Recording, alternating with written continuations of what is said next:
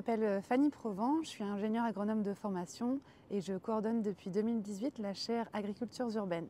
J'ai mené entre 2020 et 2021 une étude portant sur la logistique des fermes urbaines à partir de cas parisiens. C'est-à-dire que je suis allée enquêter 20 agriculteurs urbains à Paris pour mieux comprendre comment ils distribuaient leurs produits au sein de la capitale.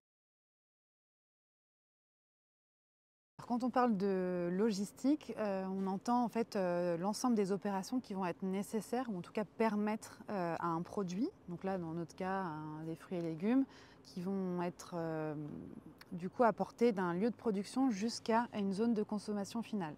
Et donc derrière ça, très concrètement, on va avoir des tâches liées à la récolte, au nettoyage, à la préparation de commandes, à la livraison, au stockage, etc.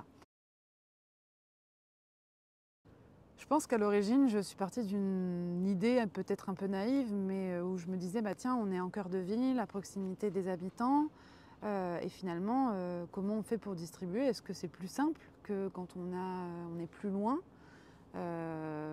Et surtout qu'on avait l'idée que ces produits ultra frais, cueillis à maturité, devaient être livrés très rapidement, et que du coup, c'était tout l'intérêt d'être en ville que d'être à côté du consommateur, de pouvoir le distribuer. Et j'ai commencé par une revue biblio et je me suis rendu compte qu'il n'y avait rien en fait sur ce sujet-là. Beaucoup de choses de fait en périurbain, sur la logistique des circuits courts de proximité, notamment des travaux de Yuna Schifolo, de Gwenaëlle Raton, et rien sur l'agriculture intra-urbaine. Et donc c'est comme ça que je me suis dit, allons voir ce qui se passe. Et donc en commençant par Paris, aussi du fait de notre présence à Paris, j'ai souhaité faire cette étude en allant rencontrer ces 20 agriculteurs urbains. Sur le cas de l'agriculture urbaine, ce n'est pas forcément pris en compte parce qu'au moment de l'installation, il y a énormément de choses à gérer.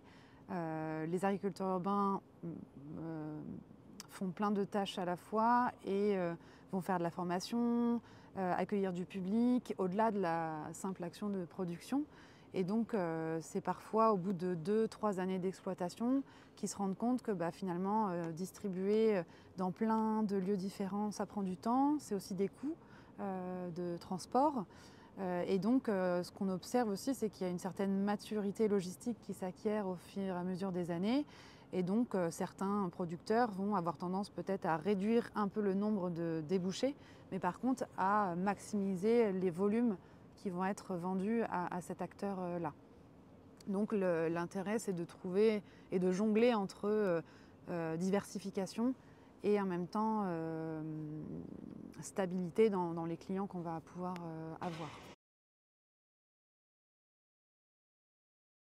Justement, j'ai eu l'occasion d'encadrer un groupe de 10 étudiants de l'ISTOM, qui est une école d'ingénieurs agronomes, et je leur ai demandé de faire la même étude à Marseille, qui est dans un contexte historique différent, avec une morphologie de l'espace très différente, et je voulais justement voir comment cette morphologie pouvait impacter la logistique de ces fermes urbaines. Donc à Marseille, il y a un certain nombre de fermes urbaines qui sont présentes.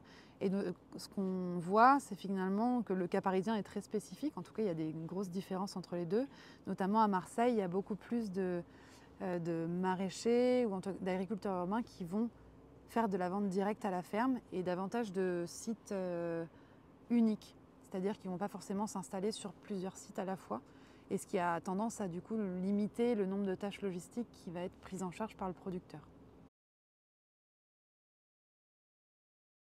Ce qui est disponible en termes de ressources, il y a eu un webinaire qui a été organisé pour transmettre les résultats de cette étude et donner la parole finalement à ces agriculteurs urbains. Et également du coup l'article scientifique publié par Gwenaëlle Raton et moi-même, et également un rapport qui va être prochainement publié pour étoffer finalement ces différents résultats et présenter un certain nombre de perspectives et de pistes pour la suite.